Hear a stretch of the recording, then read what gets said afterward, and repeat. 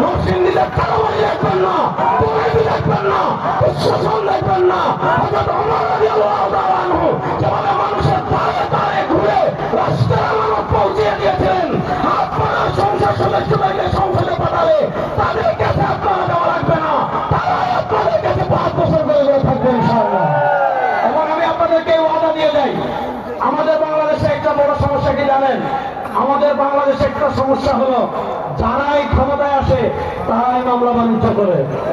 যারা বিরোধী দলে থাকে তাদেরকে বিভিন্ন মামলায় জর্জরিত করে রাখা হয়। আগে যখন আওয়ামী লীগ রাষ্ট্র ক্ষমতায় ছিল আমরা দেখেছি আমাদের বিএনপির ভাইরা পালিয়ে বেড়ানো লাগে। এখন আওয়ামী লীগ নাই, যে আওয়ামী লীগ 17 বছর ছিল তারা এখন পালিয়ে বেড়াচ্ছে। শোনেন, ইসলাম বিধর্মীদের, শুধু মুসলমানদের না, ইসলাম বিধর্মীদের এই পরিমাণ অধিকার দিয়েছে। আমার নবী সাল্লাল্লাহু আলাইহি ওয়াসাল্লাম হাদিসে কি বলেছেন? কেউ যদি বিধর্মী জিম্মি মুসলিম রাষ্ট্রে থাকে, তাকে যদি কেউ কষ্ট দেয়, রাসূলুল্লাহ সাল্লাল্লাহু আলাইহি ওয়াসাল্লাম বলেছেন কিয়ামতের মাঠে আমি আল্লাহর কাছে তার প্রতিপক্ষ হয়ে যাব। আমাদের বাংলাদেশে 54 বছরের এই যে কাঠামোগত সমস্যা, যে যারা ক্ষমতায় যায় তারা মামলা বাণিজ্য করে, আমি আপনাদেরকে এই দৃঢ়তার সাথে এই ওয়াদা দিতে পারি, নরসিংদীর প্রত্যেকটি আসনে আপনারা যদি হাত পাখা প্রতীককে বিজয় করেন, আপনি যেই দলের হন, আপনি যেই মতের হন, আপনি যেই আদর্শের হন, আপনি যেই ধর্মের হন, আপনি যদি নিরাপদ হন, হাত পাখার এমপিরা আপনাদেরকে মায়ের মতো ছাওয়াতি ছায়া দিবে, কেউ মিথ্যা মামলা দিয়ে আপনাদেরকে কারাগারে পাঠাতে পারবে না। এবার শেষ কথা বলে আমি আমাদের থেকে বিদায় নেব। আমাদের রাষ্ট্রের আরেকটা মৌলিক সমস্যা হলো বেকারত্ব সমস্যা। দেখা যায় অনেক যোগ্য ছেলে, সে যোগ্যতা অনেক দূর এগিয়ে, কিন্তু সে চাকরি পায় না, কেউ তার মামা নাই। সে চাকরি পায় না, কেউ তার খালা নাই। সে চাকরি পায় না কারণ সে সরকারি দলীয় না। এইভাবে আমাদের বাংলাদেশে কাঠামোগত ভাবে 54 বছর থেকে বৈষম্য চাষ করে যোগ্যদেরকে যোগ্য জায়গায় না আনার কারণে আমাদের রাষ্ট্রে অপদার্থ লাগিয়ে আমাদের রাষ্ট্রের 12টা বাজিয়েছে।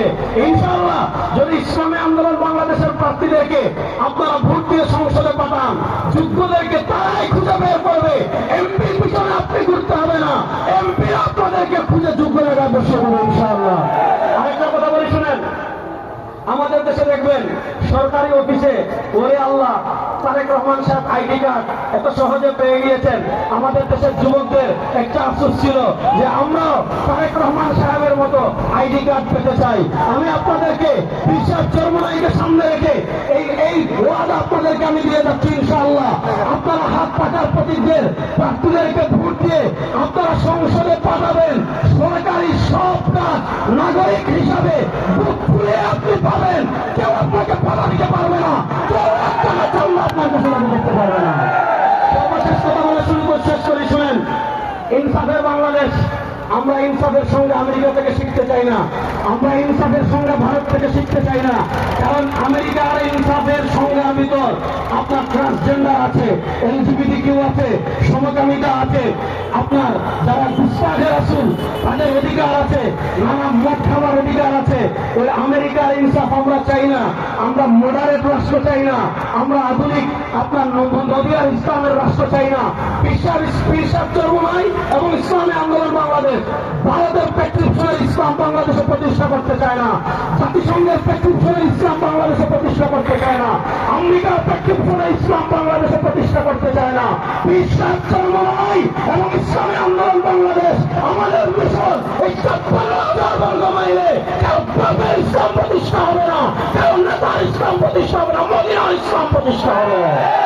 মদিনার ইসলাম প্রতিষ্ঠা করার জন্য আপনারা প্রস্তুত আছেন না? মদিনার ইসলাম প্রতিষ্ঠা করার জন্য আগামী 12 তারিখ নরসিংদীতে হাত পাকার পক্ষে বুথের একটা জাগরণ তৈরি হওয়ার জন্য আপনারা প্রস্তুত আছেন না?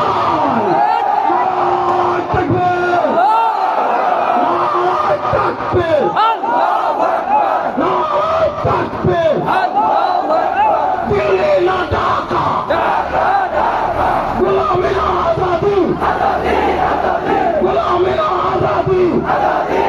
আমি দোয়া নিচ্ছি আপনারা সবাই হাত পাখায় ভোট দিবেন তো ইনশাআল্লাহ।